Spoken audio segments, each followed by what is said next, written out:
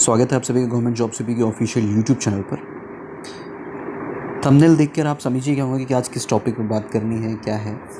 वैसे तो इस टॉपिक पर बात करने जैसा कुछ रह नहीं गया है, क्योंकि यूपी ट्रिपल एससी पेट एक तरह का मजाक हो गया है युवाओं के साथ।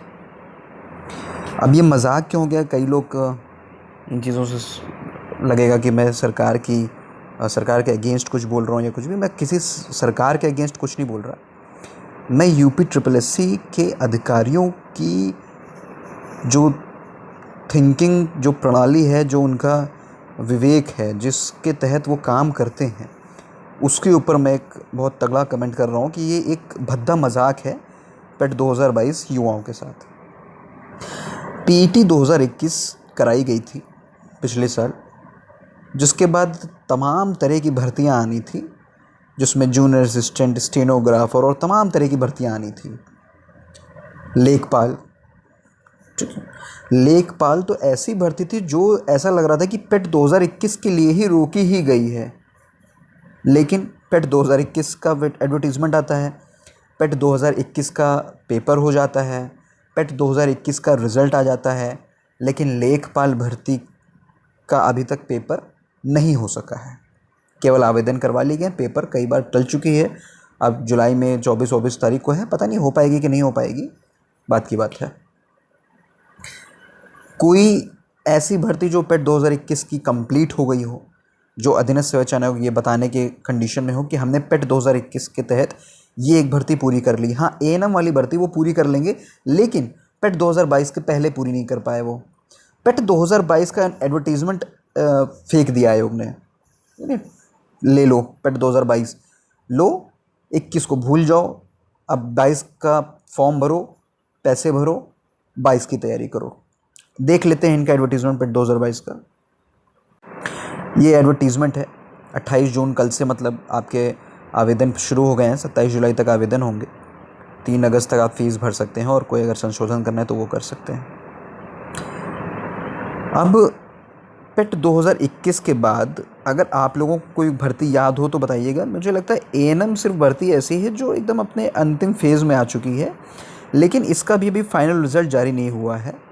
और अब पेट 2022 के एडवर्टीज़मेंट चूँकि शुरू हो गए हैं, तो अगर मैं गलत हूँ या मुझे नहीं जानकारी हो, तो कोई ऐसी भर्ती हो जो पेट 2021, जो पहला इनका पेट था, पेट 2021 के तहत कोई ऐसी भर्ती हो जो फाइनल हुई हो, तो कमेंट सेक्शन में ज़रूर बताइएगा। मुझे तो नहीं याद आ रहा है कि कोई ऐसी भर्ती है जो फाइनल हुई है। और कोई भर्ती फाइनल नहीं की 28 जून को पेट 2022 का, ये तो बना ही रखा होगा, बस डेट वेट चेंज करनी थी। और हाँ, एक चीज़ और ये लिख दिया है नीचे, यहाँ पे कहीं पे इन्होंने क्लियर किया है कुछ चीज़ें। अब वो कहाँ गया, एक मिनट देखते हैं कि यहीं पे लिखा हुआ है। उल्लेखनीय है कि प्रारंभिक अर्हता परीक्षा 2021 का परिणाम 28 अक्टूबर 2021 को घोषित किया गया था, जो कि 1 वर्ष की अवधि अर्थात 27 अक्टूबर 2022 तक प्रभावी है। मतलब जो आपका पेट 2021 का जो परिणाम है वो 27/10/2022 तक प्रभावी है, चूँकि जो उसका परिणाम था वो 28/10/2021 को घोषित किया गया था। तो जो स्कोर कार्ड है वो आपका 27/10/2022 तक प्रभावी रहेगा। अतः आयोग द्वारा विभिन्न पदों के सापेक्ष चयन हेतु मुख्य परीक्षाओं के आयोजन हेतु जो विज्ञापन दिनांक 27/10/2022 तक निर्गत किए जाएंगे, उन परीक्षाओं में प्रतिभाग हेतु अभ्यर्थियों की शॉर्ट लिस्टिंग प्रारंभिक अर्हता परीक्षा 2021 के स्कोर के आधार पर ही की जाएगी। मतलब ये अगर ये 22 का जो पेट 22 का ये आपका पीईटी 22 का आपका शुरू हो गया आवेदन, ठीक है, इसकी परीक्षा जब होगी तब होगी। अब वैसे कैलेंडर में इन्होंने दिया था, लेकिन पता नहीं तब हो पाएगी कि नहीं पाएगी। लेकिन 27 अक्टूबर 2022 इस डेट तक या इस डेट के पहले तक अगर कोई एडवर्टीज़मेंट आता है आयोग का, तो वो किससे होगा? पेट 2021 से होगा। ठीक है, नया एडवर्टीज़मेंट अगर कोई आएगा 27/10, मतलब मान लिया कि 28 अक्टूबर 2022 को कोई एडवर्टीज़मेंट आता है, वो जो है पेट 2022 के स्कोर कार्ड के आधार पर होगा। क्या मेरा सिर्फ इतना सा कहना है कि क्या आयोग इसमें ऐसा कुछ नहीं कर सकता कि एक जो पेट 2021 हुआ है जो उनके पास पेट 2021 के टाइम के अध्याचन आ गए थे।